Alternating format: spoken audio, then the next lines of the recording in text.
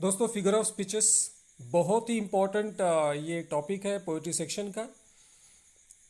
किसी भी एग्ज़ाम में आपको स्पेशली जो एग्ज़ाम हायर सेकेंड ईयर की होती है उसमें पोइट्री सेक्शन में आपको इस पे एक प्रश्न दिख ही जाएगा। क्रिटिकल एप्रिसिएशन करने में भी फिगर ऑफ स्पीचेस का एक बहुत ही इम्पोर्टेंट रोल होता है। तो आज हम मेटाफर और सिमिली इन दोनों फिगर ऑफ स्पीचेस का एक क्रिटिकल एनालिसिस देखेंगे। आपको मैं समझा के बताऊंगा कि किस तरह से इस तरह के सेंटेंस आप बना सकते हो या फिर इनको पहचान सकते हो अगर ये किसी भी पोइट्री में या प्रोज में हो तो। अब यहाँ पे मैंने जो टाइटल दिया है मेटाफर वर्सेस सिमिली, इसका एक इसके पीछे का एक कारण है, क्योंकि मेटाफर सिमिली दोनों का फंक्शन सेम है लेकिन फिर भी दोनों में थोड़ा सा अंतर है। तो विद्यार्थी जो होते हैं उनके मन में एक कंफ्यूजन होता है कि यार आ, किस ये जो किसी भी लाइन में मेटाफर फिगर ऑफ स्पीच है या फिर सिमिली है, अगर है तो दोनों को पहचाने कैसे। तो ये जो कन्फ्यूजन है, ये सारा कन्फ्यूजन आज मैं आपके दिमाग से निकालने वाला हूँ, तो आप इस वीडियो को अंत तक देखिए। तो सबसे पहले दोस्तों हम सिमिली को समझने का प्रयास करेंगे। सिमिली क्या है? सिमिली फिगर ऑफ स्पीच है। और सिमिली में होता क्या है? सिमिली में पोएट जो होता है वो किसी भी दो ऑब्जेक्ट्स को कंपेयर करता है एक पर्टिकुलर पॉइंट के आधार पे, और इस कंपैरिजन करने के लिए वो लाइक, एज या फिर एज या फिर सच एज जैसे शब्दों का उपयोग करता है। इसीलिए सिमिली में जो कंपैरिजन होता है दो ऑब्जेक्ट्स में, वो डायरेक्ट कंपैरिजन होता है क्योंकि हम उसे देख सकते हैं इन शब्दों के माध्यम से। कुछ एग्जाम्पल मैंने निकाले हैं, बहुत ही साधारण सिंपल एग्जाम्पल है क्योंकि आपको समझाना था इसलिए। लेकिन हर पोएम में इस तरह के इजी एग्जाम्पल आएंगे ये मैं नहीं कह सकता, लेकिन आपके मन से अगर कन्फ्यूजन निकालना है या फिर आपके दिमाग में आइडिया क्लियर करनी है तो मुझे इस तरह के ही एग्जाम्पल लेने थे। तो मैंने सबसे पहले जो एग्जाम्पल लिया है वो है she walks like a peacock. इस लाइन को समझेंगे हम। She walks like a peacock, वो मोर की तरह चलती है। यहाँ पे पोइट ने क्या किया, उस लड़की की वॉकिंग स्टाइल और मोर की, पीकॉक की वॉकिंग स्टाइल, इनको कंपेयर किया। कंपेयर करने के लिए, कंपैरिजन दिखाने के लिए लाइक वर्ड को यूज़ किया। अब तो लाइक वर्ड यहाँ पे है तो आप इजीली ये कह सकते हो कि इस लाइन में सिमिली है, क्योंकि कंपैरिजन करने के लिए लाइक वर्ड का डायरेक्ट यूज़ यहाँ पे पोएट ने किया है। इसे कहते हैं हम डायरेक्ट कंपैरिजन, जो दिख जाता है। He runs like a horse, वो घोड़े की तरह दौड़ता है। तो यहाँ पे उस लड़के की रनिंग कैपेसिटी या फिर उसकी रनिंग स्टाइल को कंपेयर किया है हॉर्स के रनिंग कैपेसिटी और स्टाइल के साथ।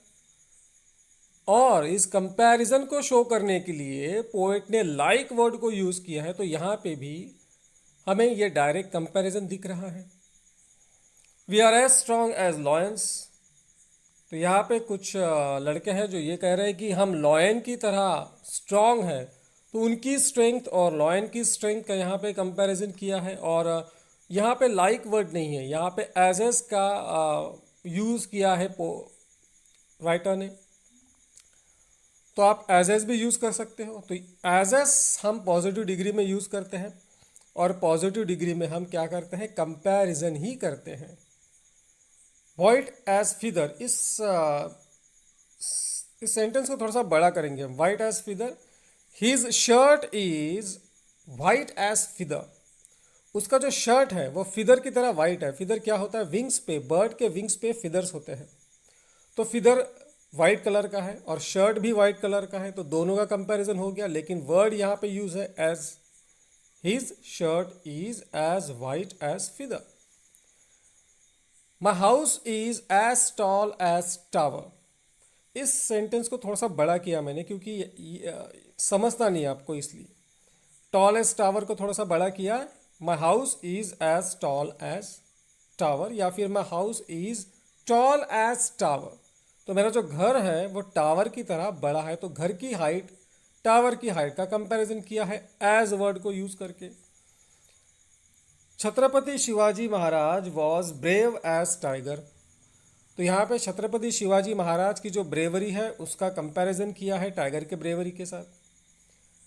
My friend is rich as Ambani, तो मेरा जो दोस्त है यहाँ पे रिच एज अंबानी है, इसको इस लाइन को थोड़ा बड़ा किया मैंने, my friend is rich as Ambani, तो मेरा जो दोस्त है मित्र है वो अंबानी की तरह रिच है, यानी दोस्त की रिचनेस और अंबानी की रिचनेस का कंपैरिजन हुआ है, वर्ड है एज।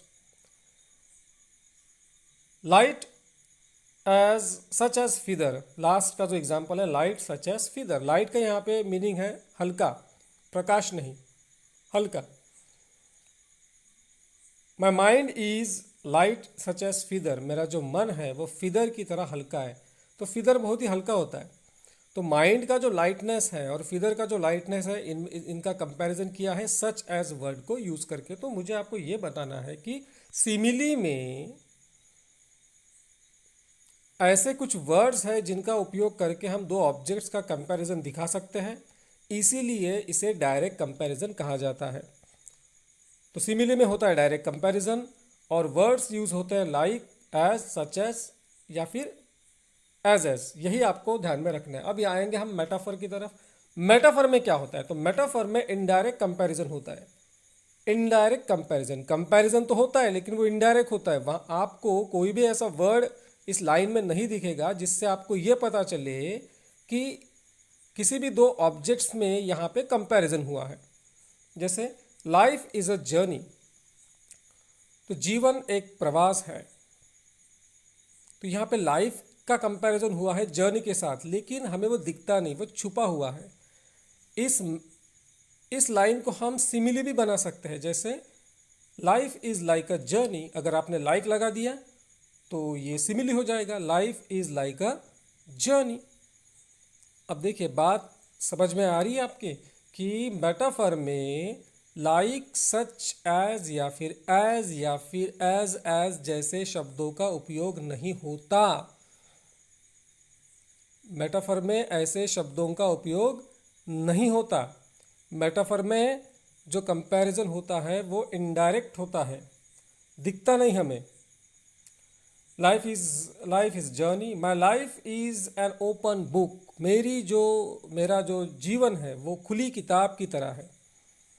तो जीवन का, उस व्यक्ति के जीवन का कंपैरिजन किया है एक ओपन बुक के साथ, यानी ओपन बुक जो होती है जिसे कोई भी पढ़ सकता है, उसी तरह से उस व्यक्ति की लाइफ है, यानी वो कुछ भी छुपाता नहीं, सब जो कुछ करता है वो किसी से छुपाता नहीं। तो यहाँ पे भी देखिए इसको हम लाइक लगा के सिमिली बना सकते हैं, my life is like an open book. तो मुझे आपको ये बताना है कि मेटाफर को आप सिमिली बना सकते हो, आप वहाँ पे लाइक जैसे वर्ड, सच एज जैसे वर्ड, एज या फिर एज जैसे वर्ड लगा के किसी भी मेटाफर के सेंटेंस को आप सिमिली में बना सकते हो, या फिर सिमिली के वर्ड को आप सेंटेंस को आप मेटाफर भी बना सकते हो। She is drowning in the sea of grief, तो यहाँ पे सी और ग्रीफ में कंपैरिजन हुआ है कि उसका जो दर्द है, दुख है, वो इतना बड़ा है, कितना बड़ा है, सी की तरह बड़ा है, गहरा है। All world is a stage, तो पूरी जो दुनिया है उसका कंपैरिजन किया है एक स्टेज के साथ, all world is a stage. लेकिन ये कंपैरिजन दिखाने के लिए किसी भी तरह के शब्दों का उपयोग, लाइक जैसे शब्दों का उपयोग पोएट ने, राइटर ने नहीं किया है। इसका सिमिली हम बना सकते हैं, all world is like a stage. Water is life, तो पानी जीवन है, वाटर इज लाइक लाइफ, पानी जीवन की तरह है, water is life. Love is poison, प्रेम विष है, लव इज लाइक पॉइजन, इसका सिमिली इस तरह से बन सकता है। My parents are my god, तो पेरेंट्स की तुलना गॉड के साथ हुई है, my parents are like god, ऐसा भी सिमिली इसका बन सकता है। Health is wealth, health is like wealth, health is wealth, यहाँ पे हेल्थ का कंपैरिजन हुआ है वेल्थ के साथ। Corruption is black spot on society. तो करप्शन का कंपैरिजन किया है ब्लैक स्पॉट के साथ। तो करप्शन जो है वो एक काले धब्बे की तरह है। Corruption is like a black spot on society, ऐसा इसका सिमिली हो सकता है। तो ध्यान में रखिए, बहुत ही सरल है, आपको यही ध्यान में रखना है कि मेटाफर में कंपैरिजन इनडायरेक्ट होता है, वहां पे लाइक, एज, सच एज या फिर एज जैसे शब्दों का उपयोग नहीं होता जो सिमिली में होता है। आशा करता हूँ दोस्तों आपको आज का ये वीडियो अच्छा लगा होगा। अगर अच्छा लगा है तो आप प्लीज़ इस वीडियो को लाइक कीजिए, सब्सक्राइब कीजिए, शेयर कीजिए। और आने वाले वीडियो में एक दूसरा फिगर ऑफ स्पीच लेके आऊँगा और उसे आपके लिए एक्सप्लेन करूँगा। Till then, good bye.